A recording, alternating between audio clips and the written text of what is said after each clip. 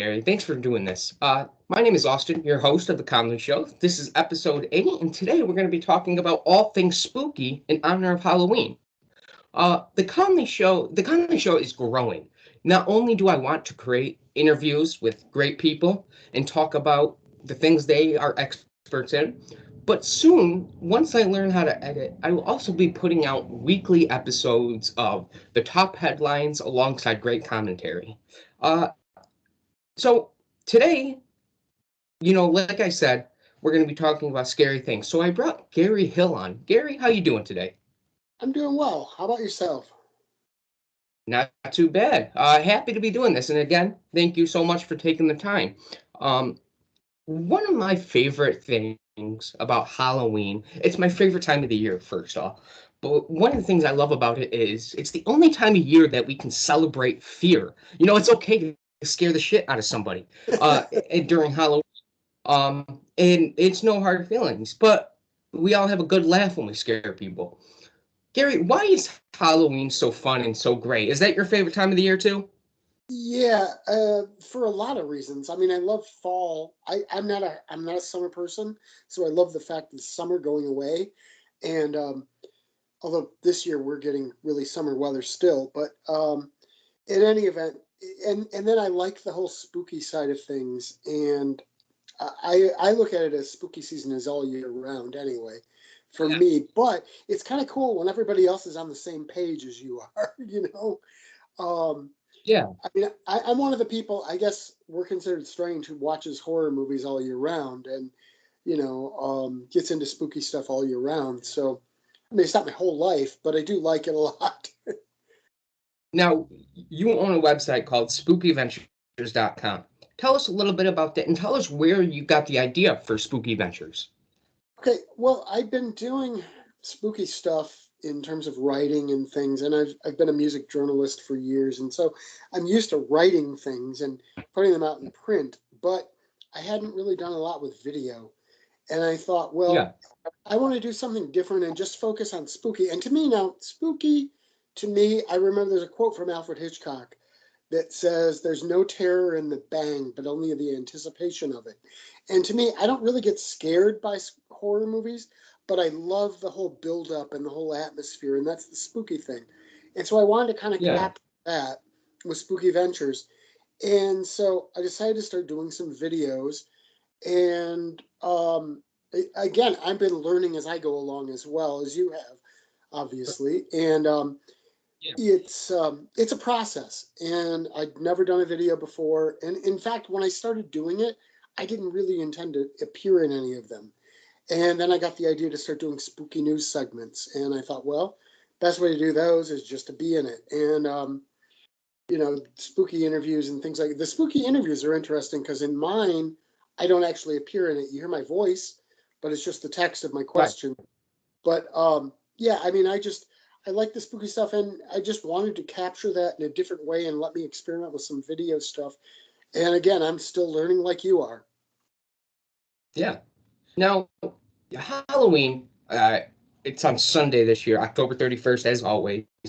But one of the things I was interested in is what is Halloween and why do we celebrate it the way we do? So I did a little bit of research. Uh, it dates back 2,000 years ago. Halloween's origins, it goes back to the pagan Celtic feast of Samhain, celebrating the Celtic New Year. And now the belief was that ghosts and spirits came out to haunt the living.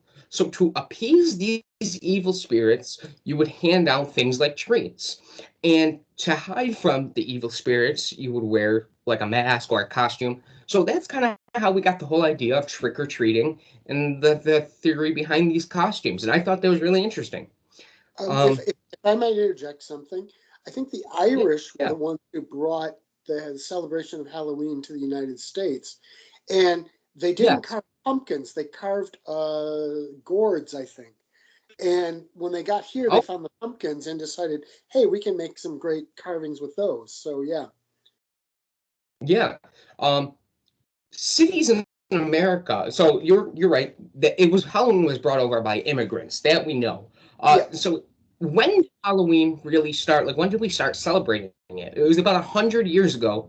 In the 1920s is when we started celebrating it when the immigrants brought it over.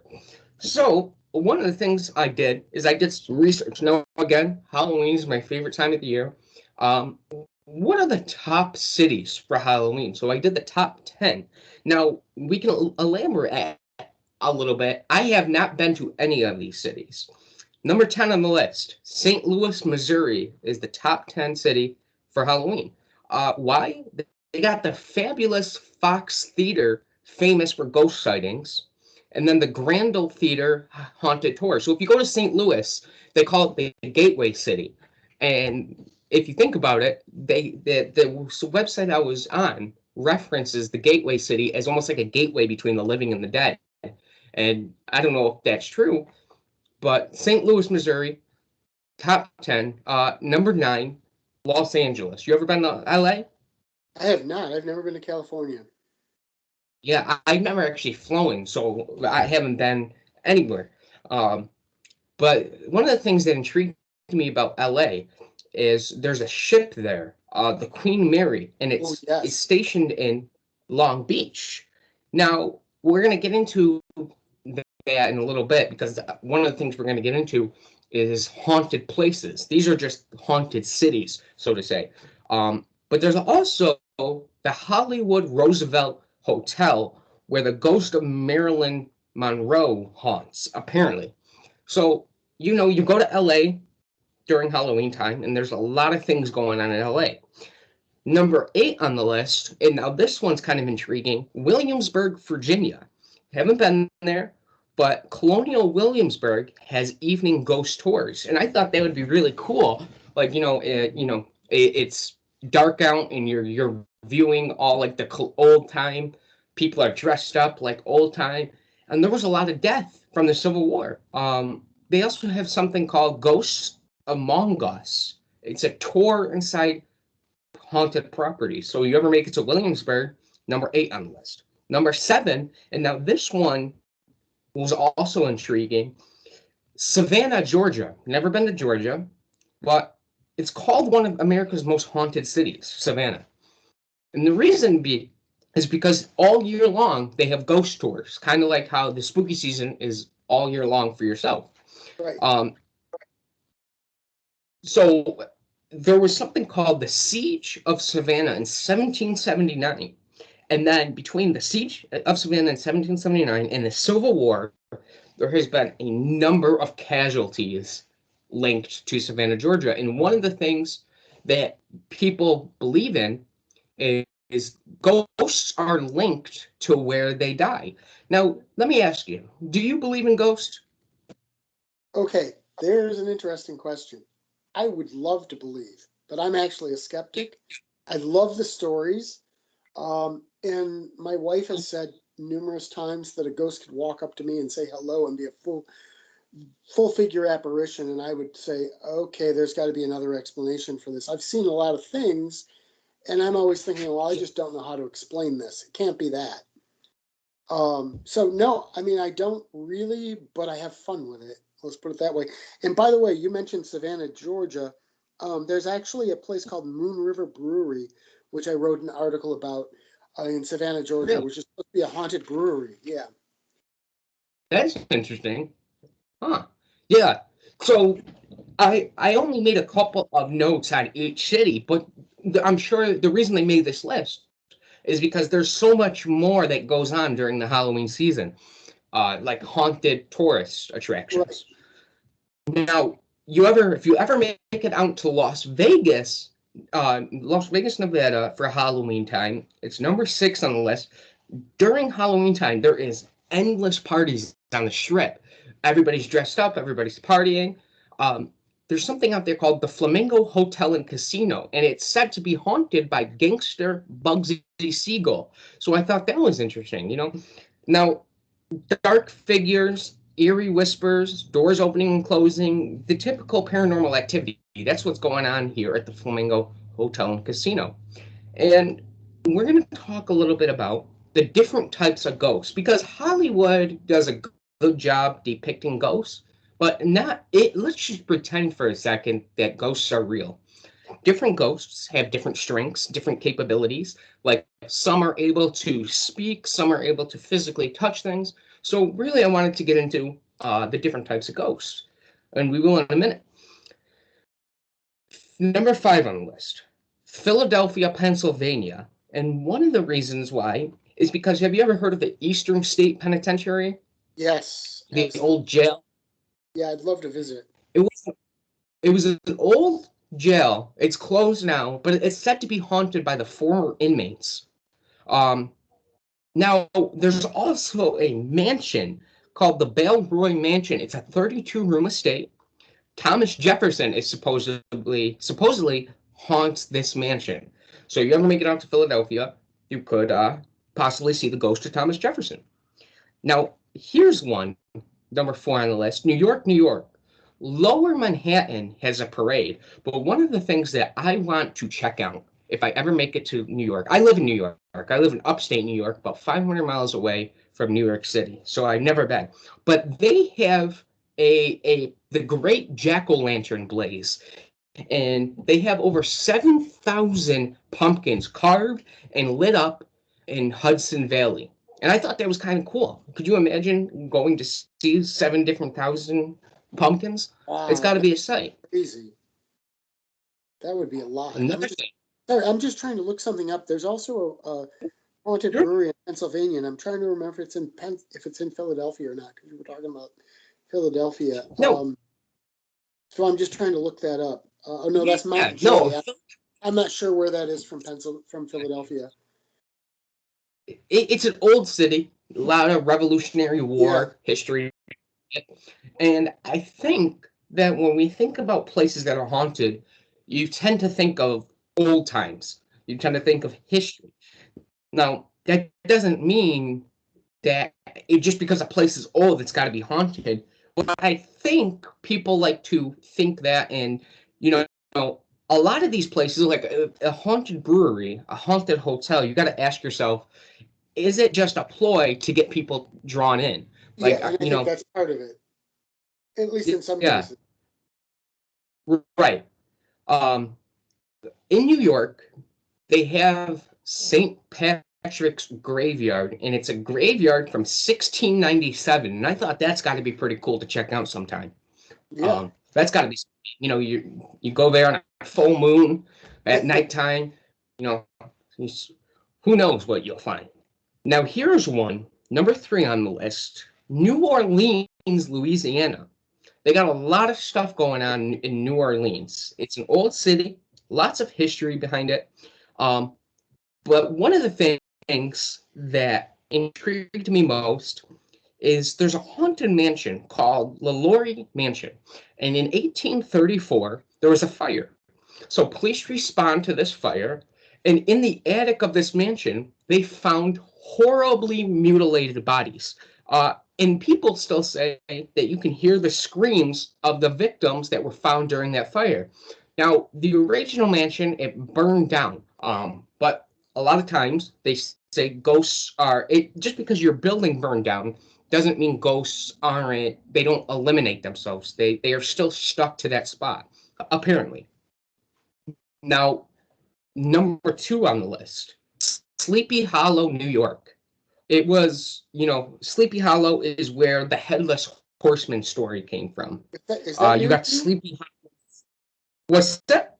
Is that near you? Honestly, I don't know. I don't know Huh, how far Sleepy I've Hollow never is. heard of it But before. yeah, it's in the state. And now they also have something called the Bronze Lady statue. It curses visitors with bad nightmares. So you go, you see this statue, you touch this statue, you'll get bad nightmares. That's the theory. Now I'm going to have you take a guess. What do you think is number 1 on the list? It's United States, right? We Correct. already we already did New Orleans, Chicago. As soon as you hear, oh yeah, I, Salem, oh, Massachusetts. Salem, of course, Salem. Yeah. Duh, yeah, Number 1. Now it's on my bucket list. I would yeah, love mine to too. make it to Salem.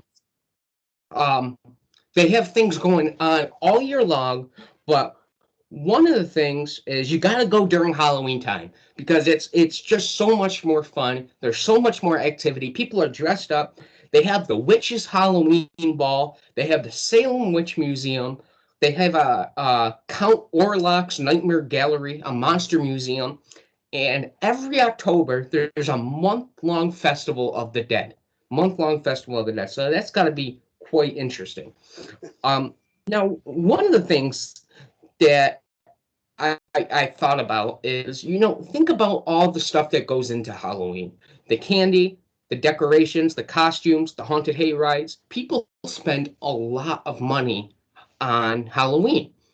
And I thought it'd be a cool business idea to open up something called Something Spooky and just, something spooky and have like a Halloween shop. And it's just an idea I had. It wasn't really serious, but it got me thinking about how much does the average person spend on Halloween? And I'll tell you this, within the last 15 years, it's nearly doubled. 15 years ago, you spend about $50 per person. That counts as the candy, the costumes, the decorations. Today, we're almost at $100 per person. Now, do you think that statistic is accurate? You think people are spending a lot of money on Halloween? I think as an average, that's probably accurate. I know people who spend a lot more Yeah. than, but then again, there are probably some people who spend nothing because they don't celebrate. Right. So yeah, as an average, Right. probably, yeah. Um, Yeah. it's interesting. I was talking to someone from the UK recently, or actually, well, she's in Australia, but she grew up in the UK. And did you know that Christmas is actually a spooky season in the UK? It's not I here, did and not they're really. not as much into Halloween as we are, but they tell spooky stories at Christmas. That's interesting. Is that where the whole I forget the evil Santa? It's like Krampus Oh, Krampus or comes something from like somewhere that. else in Europe. I don't remember what part of Europe that comes from. That comes from somewhere else. But think about a Christmas Carol. A Christmas Carol is a ghost story, and That's true. in England they tell ghost stories at Christmas, which kind of makes sense because it's the time of year when it's the least amount of daylight hours. So That but yeah, does make sense. Halloween's very much an American thing. I mean, it's came from other places, but we do it better than anybody else. And that was what We do. this lady said actually too. She's like, "You guys are more into Halloween than anybody else." So yeah, Yeah. I'm surprised it's not higher than $100 a person. When you think about it, it's kind of crazy that you think about what kids do. They go door to door asking for candy, and then you have haunted houses. I was thinking a couple seasons ago, me and my buddies, we waited in line 3 hours for a haunted house. It was fun. We were Yeah. sitting there talking to other people, looking at costumes, and the walkthrough of the haunted house took probably 7 minutes. So you waited 3 hours for 7 minutes of fun, but it was worth it. It Well, was, it's like going to a theme park. this You're one, standing in line for 2 hours for a 30-second ride. You know. right? Yeah, but the difference is I don't know. It's kind of like the whole celebration factor of it. Yeah. It's just it was really cool. But we got to talking. How much do you think it costs to have open up your own haunted house? Not only do you Oh, have to have the decorations, the animations, the workers, but you got to have the space for it too. It's not yeah. you can't just set up a haunted house anywhere. Well, and you And got to pay for promotion as well. I mean, you've got to have ads and stuff. No, if nobody knows it's there, nobody's coming. right, yeah. Um, and then, like they had these haunted hay rides. You might pay $20 for a 5 minute ride through where you're going looking at corn mazes or, Yeah. you know, the is people will dish out the money. So maybe it is worth it to have your own haunted house. Now, what are the top costumes of the day? 100 years ago, I'm sure the costumes were different from what they are today. Oh 100 yeah. years in the future, the costumes will be different. What do you think the number one little girl costume is? Harley, Harley Quinn. Close. It's a more of a vague term, but the number one girl's costume is a princess. Oh, okay. Now, the little boy costume superhero. So kids like to be princesses, kids like to be superheroes, but then it made me think, what about adults? Now, not too, adults aren't really known for dressing up on Halloween, but some do. They have these Halloween parties. What do you think the number one woman costume is? A nurse? A devil? Close. A witch. Ah, Now, I guess a lot of women like to dress up as. I thought it would be like a cat, because you ever know some people like do the whiskers, oh put yeah, on yeah. the ears. Yeah. What about the men? What do you think the number one men costume is? Probably a superhero or death. Actually, a vampire. A vampire. Oh, that's pretty easy. Yeah. What exactly was the? I didn't know. This is not part of my notes, but where did the story of vampires really come from? Was it Count Dracula back in the day? Okay, so my understanding of it is there were legends of vampires pretty much as long as history has been. But Bram Stoker, when he wrote Dracula, kind of set up some rules for vampires, and ever since then, people Right. have sort of copied those rules based on his book. So I think that was sort of the unifying principle of vampires. But the vampire legend's old; it's ancient. I don't think anybody Right. knows where it really started. It probably, you think about it, it's sort of a variant of cannibalism, because you're living off the life of a human being, and it probably dates back well before anybody ever wrote anything down. Yeah. Now, Just you ever just see the like movie? ghost stories probably date back that far, because people have always been, afraid of things that are the undead, the people who died before them, and those probably Yeah. are so far back that nobody can tell where they came from. Okay. Now, have you ever seen the movie Lost Boys? Yes. Yes.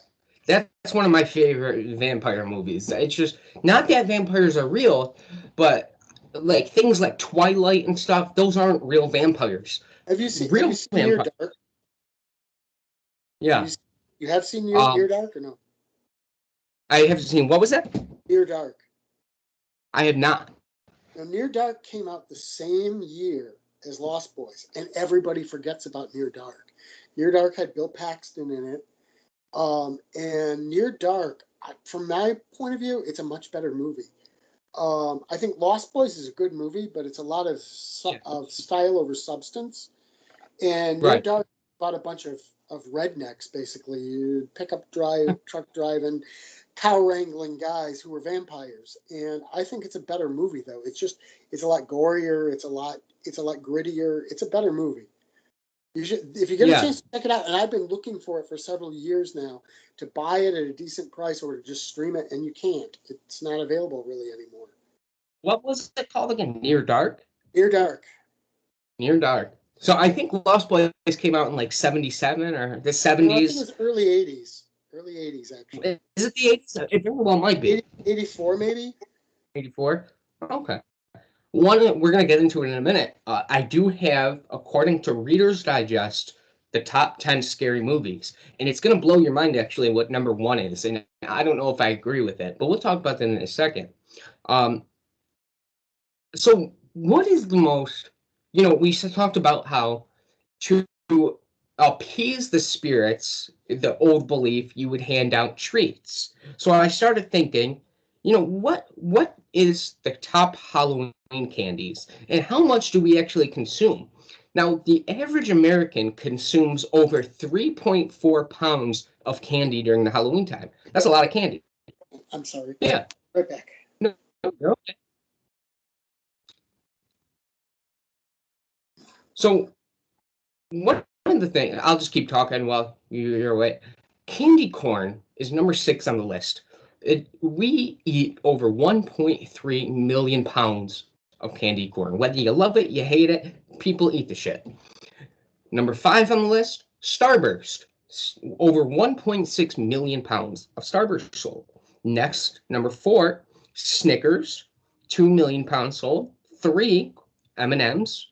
2, Reese's. Over 3 million pounds of Reese's get sold each year. 3 million pounds.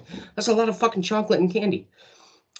Number one on the list, whether you agree with it or not, Skittles. Skittles, over 3.3 million pounds of Skittles sold each Halloween time. And like I said, each Halloween, everybody consumes 3.4 pounds of candy. That's the average. Now, it started making me think. So you got this Halloween time where people dress up. We tell stories of ghosts. We tell stories of haunted places. There's scary movies of haunted places, all of that. So really, what are some of the most haunted places in the United States? If you go to Portland, Oregon, ever, there's something called the Shanghai Tunnels. And it's a tunnel system, I guess, along the port of Oregon, the Portland, Oregon. In the 19th century, this port, it was a dangerous spot due to human trafficking. And lore says unsuspecting men who visited local saloons were drugged, held captive, and brought to this port to be sold as slaves. So I was just talking about in Oregon, there's something called the Shanghai Tunnels, Yes. and they call it one of the most haunted places in the United States. But And what I there's didn't actually one of know, those spooky breweries there too, actually, yeah, based in and one of those for buildings. Yeah. Let me see if I yeah, can, yeah, absolutely. because there But is what made this Portland, place right? so Yeah. haunted? It's Old Town Yeah, Pizza and Brewing is built in a hotel that supposedly had that happening in it. yeah, yeah. These people were sold as slaves to East Asia, and then now you could get a tour of these tunnels after dark, and people say all the time they spot ghosts, they hear things. It's associated with death, and so that's what makes it so scary. We talked a little about in Philadelphia, Pennsylvania, the Eastern State Penitentiary. Right. It opened in 1829, and it was the first prison to implement solitary confinement, which was considered a form of torture back in the day. Now, lore says that the ghosts of the inmates took the prison back when it closed in 1971.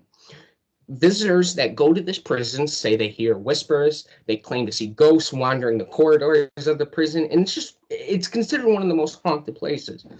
Um, we talked a little bit about the Queen Mary ship.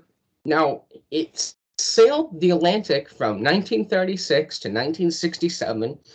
It even carried World War II soldiers, and at the time, they nicknamed it the Gray Ghost. Have you ever seen the movie Ghost Ship? Yes, I believe I've seen the whole film. I know I've seen that opening scene, which is Oh, that scared me as a little kid. The opening scene, they're all dancing on. oh I yeah, don't even yeah. know what you call it, on the deck of the boat. Yeah, that scene is one of the best scenes in a horror film, I think. Yeah, a metal wire. I don't know how it happens, but everybody's dancing, and then the metal wire just cuts through everybody Yep, like butter. Like, yep. Except for the little girl who's and shorter than it, and watches it all. yes, yes, Yeah. and it everybody just stops, and when the Yes. wire goes through everybody so fast, you don't even know that it happened, and then their face starts falling off, and Yeah. it's a graphic scene. Yeah. I don't remember anything about that movie except that opening scene. You know what? I bet that's most of us. Yeah, We yeah. know that scene, and that's it. Um, and one of the things about the Queen Mary is Halloween 1967. It took its very last sale Halloween Day before it became permanently stored in Long Beach, California. It's like a Today, museum or hotel now, isn't it? it says it's a floating restaurant and floating hotel. Yeah, you can go Yeah. and stay. Now, on the ship, there's been a lot of deaths. A guy was crushed in the engine room. In cabin B340, a crew member was found murdered. So there is death associated to this ship. Now, here's one that a lot of us are familiar with. The Lizzie Borden bed and breakfast. You remember the story Lizzie Borden Oh back in yeah. the 1800s? Yeah. I don't know the full story, but her parents were found bludgeoned beyond recognition in their own home. And the only suspect they had was their little daughter, Lizzie Borden. She was a prime suspect, but she was later acquitted of that murder. And I don't think they ever solved that murder. They did Um, not. Today, the home, it's a museum where people can go and you can actually see pictures of the crime scene. I So think you I can actually thought stay the night there too. I you can think. I think probably, you can. yeah, I think it's like a bed and right. breakfast slash museum, but if I remember right. Yeah. Now, here's one that you will know, the Stanley Hotel Oh in yeah, Colorado. it's another bucket Um, list place. yeah, exactly. It's very secluded, but it's the hotel that inspired Stephen King to write the book, then turned film, The Shining. Uh, Lore says, and this is even in the movie, I think, where you can hear Mrs. Stanley playing her piano still, and Mr. Stanley is said to appear. If you take a photo at the hotel, apparently Mr. Stanley appears in your photos. So you ever make it there, you got to Did, see if you can hear the piano and see if you can get a picture. now, did you know that the hotel was not where they filmed the movie, but they did a mini series of The Shining, and they filmed that there. So if you want to see the actual hotel footage, you watch the mini series, and which I think is better anyway. But that's me. They also had Doctor Sleep. Doctor Sleep, Yes. I don't know, that was at the same place. Um, but that's a little. Is it still by Stephen King? The book was by Stephen King. It's funny when they did The Shining, they changed a lot of stuff about it when Kubrick made his movie, and then Doctor Sleep, the book went on from King's book, so it's different from the movie. The movie tried to combine the two, and so yeah, it's still Stephen King, but it's I wasn't crazy about that movie myself, but thought it was a little No, overloaded. yeah, yeah. It was but still, I think it's interesting that they claim this hotel is haunted.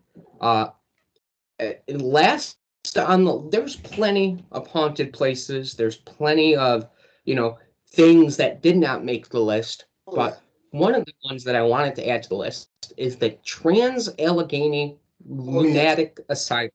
I've heard about Yeah, this a lot it's of in times. West Virginia. So this place construction began in 1858. They opened it in 1864. The asylum was designed for 250 patients. That's it. It wasn't supposed to be a big operation, but actually, it housed thousands of patients. Yeah, And these patients were subject to inhumane treatments, like they were electrocuting people, shocking them. And rumor has it that hundreds of patients died in this asylum. So it is considered one of the most haunted places out there. It closed its door in 1994, but today you can walk through it as a haunted tour. Now, have you ever been to any places that are quote unquote haunted? I've been to plenty of places that are said to be haunted. There's a place in What's your Rockford, Illinois called Tinker Swiss Cottage that is considered very haunted. And you know, we actually I featured that in a couple books, and I did some photos in there once, and was allowed to. We had a special tour to take pictures, and I brought a video camera. Interesting thing about that was I didn't capture anything in the pictures.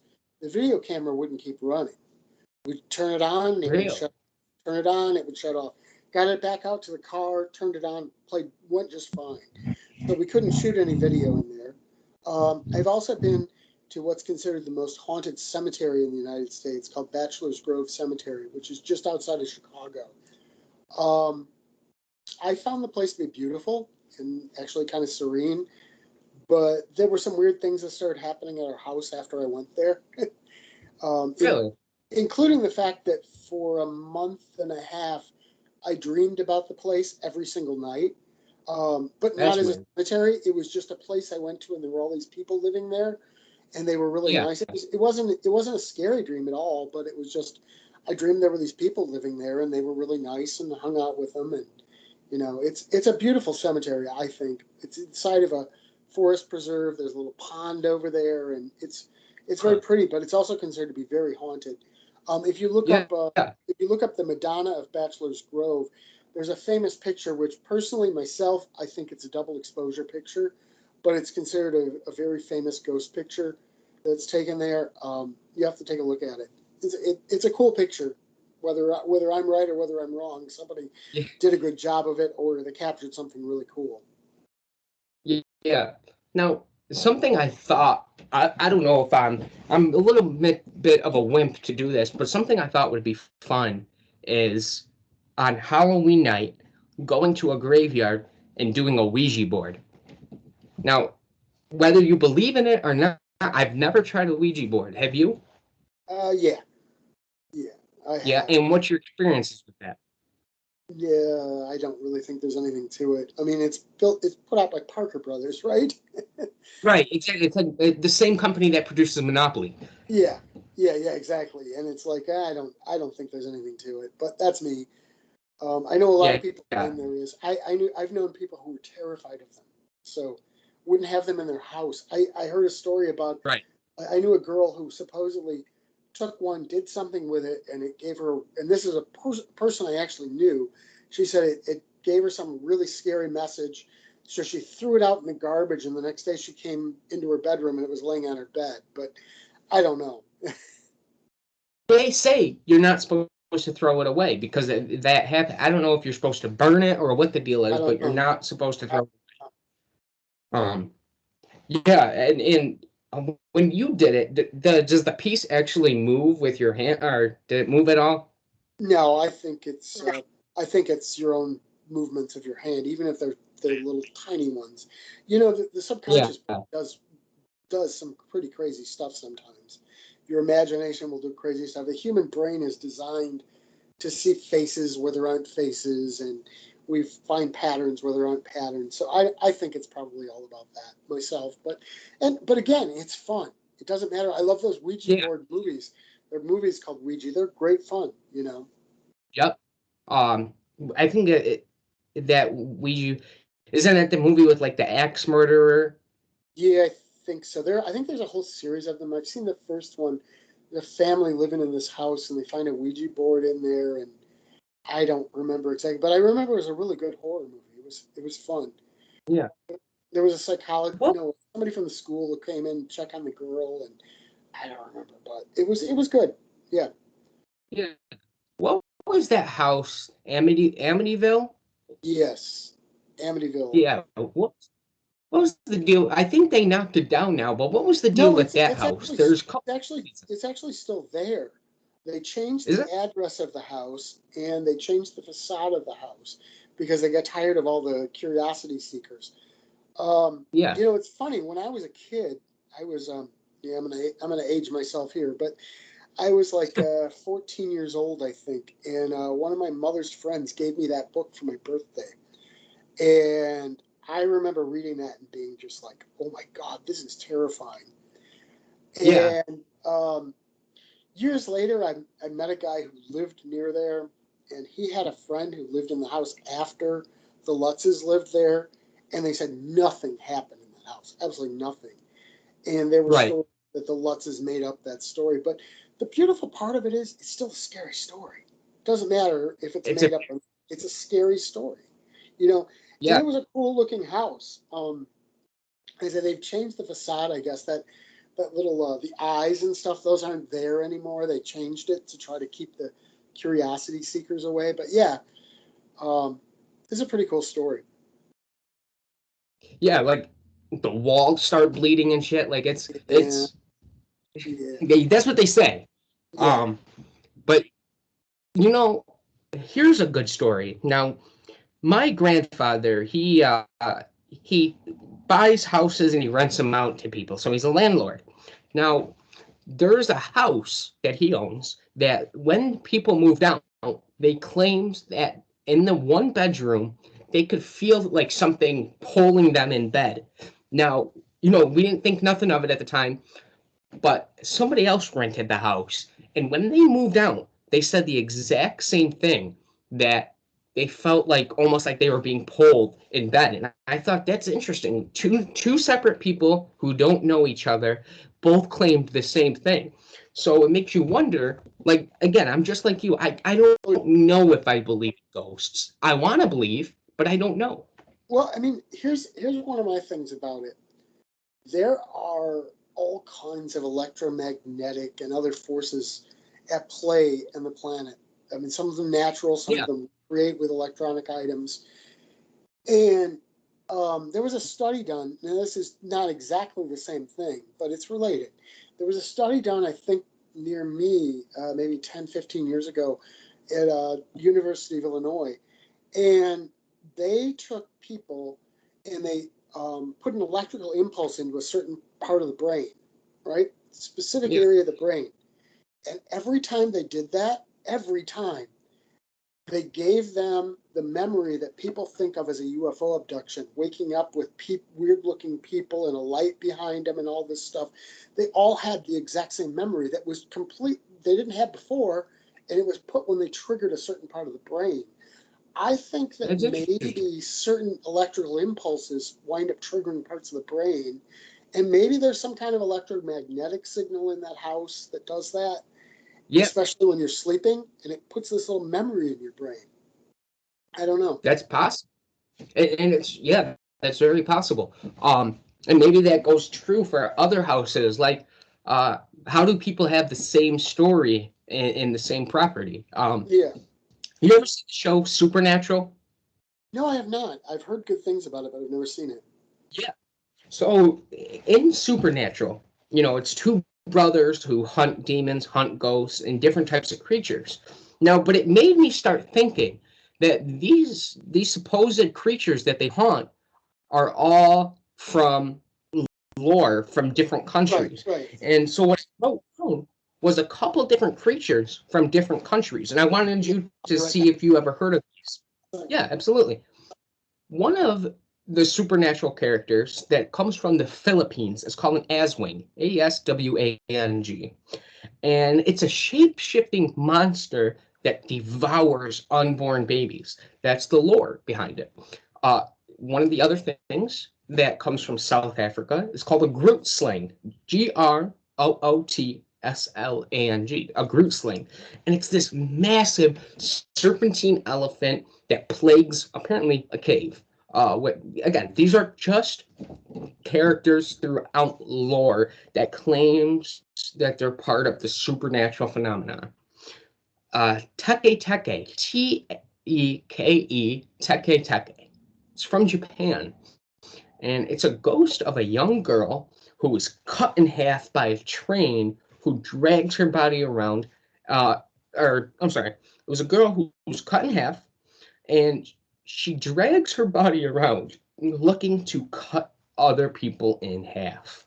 That's kind of scary when you think about it. Um, Another, so I was just talking about there's a supernatural character from Japanese lore that's called a Teke Teke, and it's a girl who's cut in half by a train, and she like drags her body around looking to cut other people in half. And these aren't true, but these are just it Right. was interesting because it's from Japan. Um, Here's another one out of Japan, a Ningen, Ningen. It's an enormous creature in the sea that has humanoid features, but people claim they've spotted this in the Antarctica. And whether it's true or not, I don't know.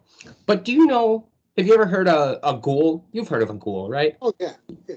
Yeah, you hear ghosts and ghouls. Well, a ghoul, according to this website, it's an Arabic creature, and it's a shape-shifting demon that takes the form of its recent corpse it has eaten. And I just wanted to put that out there because you hear ghosts, you hear ghouls, but I didn't really know what a ghoul was. And that's the story behind it, that it's like a shape-shifting demon. Well, Um, out of, something interesting yeah, about the term ghoul. The original Night of the Living Dead movie, and everybody calls those zombies in the original Night of the Living Dead. But if you listen to the creators of the movie, they say they weren't yeah, zombies, they're ghouls, because they eat flesh, which is one of the one of the things that went down as being the legend of ghouls is they eat flesh, and Yeah. they never considered them zombies, because zombie actually goes back to a lot of voodoo stuff, and it was like somebody would die and a priest would hit them with some chemicals and a spell or whatever and Right. bring them back to life to do their bidding. But yeah, so that's kind of interesting. The whole zombie trend actually comes from what were really ghouls, and they never Yeah. used the I word zombie in Night of the Living Dead. I don't think. I think they called them ghouls in Night of the Living Dead. Yeah. If you really think about it, like we have things like The Walking Dead, but a zombie virus, not that it's going to happen, but it is possible that a virus takes over the brain of a corpse. And maybe it won't control it like it will, but it's not impossible. There It's is very possible. there is an example in real life where there's a virus or a parasite, I don't remember which, that gets injected into ants, and the ants, takes over their brain, and they will just go over and I forget what they do, but they march, I think, back to their hive or their nest, and wind up spreading it Yeah. to other ants. So there is an example in nature of that. Yeah. Yeah. And these are dead ants, like the ant's already dead. Yeah, they're already dead, but something's got their hold of their brain. I don't remember if I think it might be a parasite that another insect injects into it Yeah. and turns them into a zombie, basically, and they will go just Right. march back to their home. And yeah. Yeah. So that's something to, uh, now, what about, I didn't know what a gargoyle is. You hear about gargoyles. Um, they come from England, but you see them on churches Oh sometimes. yeah. It's like a winged creature that scares evil spirits away. Um, have you ever heard of a chupacabra? Yeah, and I'm trying to remember what it is. It's some kind of a creature. It's sort of like not quite like a Bigfoot. It's something different than that. It's a pretty common legend Yeah, in certain yeah, parts of the and world, this anyway. was Mexico, Puerto Yes, Rico, yes, exactly. chupacabra. It's a spiked creature that feeds on the blood of livestock. So, you know, whether it's a real creature, these are all just Yeah. supernatural tales. By the way, Um, I didn't mention when you mentioned gargoyles. If you yeah, haven't seen it, there is a made-for-TV movie from the 1970s called Gargoyles, and I think it's on YouTube to watch for free. Give it a watch. It's actually It's a fun movie. I mean, it's made for TV. It's old. The special effects are kind of hokey, but it's a fun movie. And it's called I don't know Gargoyle. about you, but I watch Sven Gulli every weekend, and he runs it on there every once in a while. But it is a really good movie. I remember watching it when I was a kid, so it's fun. Interesting. Yeah. Um, have you ever heard of a banshee? Yes, yes, I have, Yeah. absolutely. So it There's a comes movie out like of that. it, it's a female spirit that haunts its loved ones, but it lets out this chilling shriek. And in the show Supernatural, I think they actually come across the banshee. Now we talked a little bit about ghosts. We talked about the afterlife. Did you know that according to Hollywood, there's 7 different types of ghosts? Yeah. So there's, well, it depends. So there's the poltergeist. We know that. That's a noisy ghost who makes their presence known. Which, Then, by the way, the you, movie Poltergeist does not capture a poltergeist. That's something very yeah, different. right. Poorly named film. Yeah. Yeah. Actually, I don't even know if I've seen that movie. Parts of it, like the scene with the TV or whatever. Oh yeah, But it's a classic film, but yeah, uh, yeah. you know, it's a good movie. It's fun. Now, you take a photo and you see orbs. It's like a blue light, white light. Apparently, that's a type of ghost, floating orbs. Then there's the funnel ghosts. They're called funnel ghosts, and those are the ghosts apparently that you feel a cold spot, you get goosebumps, your hair sticks up. Apparently, that's a different type of ghost. Then there's the interactive ghosts. Interactive ghosts are the ones that can uh, interact with the physical world. Then there's you see this in Ghostbusters, the ectoplasm ghost. Those are the ones that are like seen as a thick, gooey substance. They explode. Then there's demons. Demons are different, and I think that's what a poltergeist in the movie is. It's a demon. Those are the types of ghosts that are looking to haunt you and are looking to hurt you, if you will. Um, and then there's the types of ghosts, shadow ghosts. Those are the types of ghosts that you can only see as a dark figure. And throughout these 7 different types of ghosts, they've been able to really make scary movies. And now I'm going to go ahead and begin to wrap up this conversation with the top 10 scary movies of all time. And whether you agree with them or not, I don't know if I necessarily agree with them. This is just according to Reader's Digest. Number 10 on the list, Alien. 1979, Alien came out, and they say it's the number 10 scariest movie. I don't know. I feel like that's not even paranormal. That's just, that's more science fiction. It's funny. Somebody, I don't remember who it was, some celebrity last year went out and made a statement that there are no good horror. You can't make a good horror movie horror in space. I would say Alien is really a horror movie, and it's a very good horror movie. I would put that up there in some of the best horror movies. That's a very good movie. Yeah.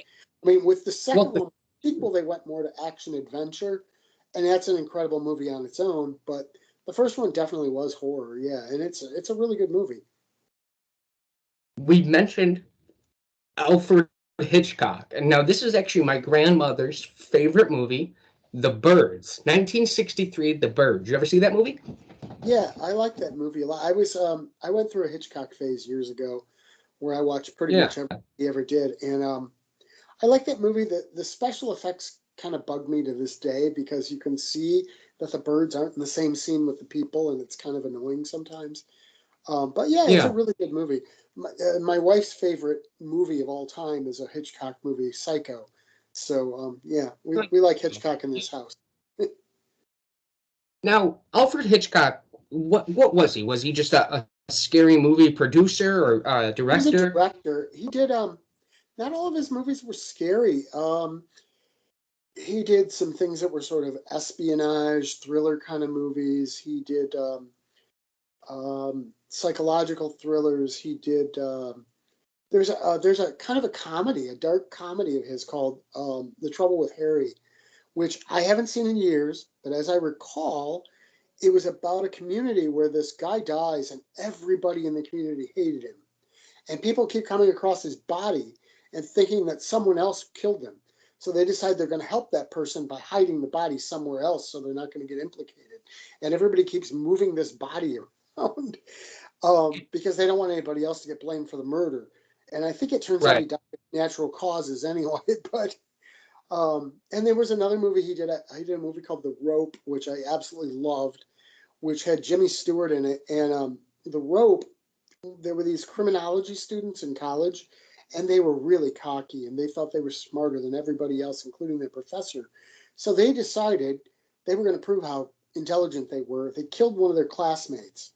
Not only did they kill him, they put him inside of a trunk, and then they invited the kid's parents to a party along with the criminology professor and served dinner on the trunk with a little tablecloth on it. And the whole movie is about this dinner party where they're sort of passing hints that they killed this guy without trying to get caught. And it's pretty cool. So he did a lot of interesting movies, yeah. Now, here's something. Only 2 movies on the top 10 list were made in the 2000 or the 21st century. Most movies are either old or like in the 70s or the 60s, and I guess that's because you can't really make good scary movies anymore. It's already been done. Everything's been done. I mean, number 8 on the list is Nightmare on Elm Street, 1984. Nightmare on Elm Street. Is that the one with Freddy Krueger? Yeah, they're the Freddy Krueger movies. Yeah. Yeah, I'm How do you feel probably the wrong guy to ask about that. I was never that impressed with those movies to begin with. I mean, I thought they were okay, but they were a little silly. And looking back on them, if you watch them today, I think the Friday the 13th movies hold up much better than the And Nightmare that's on Elm Street movies Jason. do. Yeah, yeah. I think those movies hold up much better. I Yeah. just don't think the Nightmare on Elm Street movies. I don't know. I don't know if I'd put those on the list. I think they're a little silly. They're kind of Yeah. like the Chucky movies. The Chucky movies are really silly from my point of view because if you got a little guy who weighs what 2 pounds, you can kick that little Yeah. doll away. I mean, I Right. don't see how that's a huge threat, but whatever. People like those Yeah. movies. I'm not going to dump on them, but from my point of view, my perspective personally, I don't see them. But okay. Right. Yeah. Now here's one. I don't think I've seen this movie, but it was produced in 2012, The Cabin in the Woods. You ever seen that? Yes, and people love that movie too. Um, Yeah. I think it's a pretty good movie. I personally, I mean, again, my take is different than everybody else's. I know a lot of people are crazy about that movie. It pulls together a lot of the common horror movie tropes, um, and it does so in a pretty decent way for a while. I think the ending is kind of ridiculously over the top silly, but I Yeah. think that ruins it. But that's me. Here's number 6 on the list. 1979, The Evil Dead. Never seen that. You should see that. There's a Yeah. remake. I tried to watch the remake. I couldn't get through it. The original Sam Raimi. I mean, it was Sam Raimi's first film, and it was a college project, and it's really low budget. The special effects are cheesy, but the movie is incredibly creepy. They pull off a real creep value thing there. And a little trivia about Sam Raimi. If you see any of his movies, there's a car. It's like a Delta 88 or something, Oldsmobile Delta 88. That's in every single one of his movies, starting with that one. It belongs to him, and he gets that car in every movie that he ever does. So yeah, that's kind of a Huh. little Sam Raimi trivia. We mentioned this. Number 5 on the list, Poltergeist, 1982, Poltergeist. Again, that's a movie I have to go through back and watch. I don't necessarily agree number 5, but I guess it's the idea of it that makes it scary. I think a lot of people grew up watching that movie, and I think I've talked to a lot of people who, and I'm older than them, and for them it was like their first real scary movie that they watched, and Yeah. it terrified them. It has some really good scenes in it. I mean, and some interesting concepts. The idea of the girl going into the TV is pretty cool. Um, it has its moments. It's a good movie. I'm not a big fan of Spielberg though, and that's a Spielberg movie. Really? Here's a movie that I thought it should make the list, but I don't know if it's at number 4. 1978 Halloween. Um, Mm, Michael Myers. The mm. idea behind it is kind of very interesting in the sense that it's an escaped mental patient who goes back to his hometown to kill people. Now, I guess that's scary if you think about it, but it's not really. It's not like paranormal. It's more of a murderous movie. Now, here's my take on Halloween. Now, understand, I am a John Carpenter fanatic, so I Yeah, love everything John Carpenter does. Um, but one of the ways to make that movie fun, watch it again this Halloween and do this. Instead of watching the main characters, watch the background. I think this is really yeah, cool with the Friday the 13th movies and the Halloween movies. If you watch the background, you'll see Michael Myers just sort of lurking about behind things all the time. It's like he's always there watching, which to me brings a real creep factor. And sometimes it's obvious that he's back there watching, and other times you sort of have to look. You'll see him through a window, or you see him in a door, and right. it's like, but you don't even. It isn't even. He isn't even in focus because he's not the point of the scene. But to me, that's sort of the thing. And the beautiful thing about Rob Zombie redid Halloween. Rob Zombie went into the whole backstory of the character and basically turned him into a serial killer, just a standard serial killer. But that's Yeah, not what John Carpenter envisioned. John Carpenter envisioned, in fact, he didn't actually call him Michael Myers in the original script. He was called the Shape, and he was evil. He was just the boogeyman. You can't kill the boogeyman. He was something yeah, that transcended his human form. And I think that's what makes that movie so creepy, because he's not really Yeah, human. I mean, it that's did good start the insight. whole trend of it did start the whole trend of slasher films. Without that movie, you probably but it was actually, if you ever get a chance, watch the original Black Christmas, which is from the early 70s. That's probably Psycho's probably the first slasher movie, but Black Christmas is probably the one that influenced more movies because it influenced Halloween.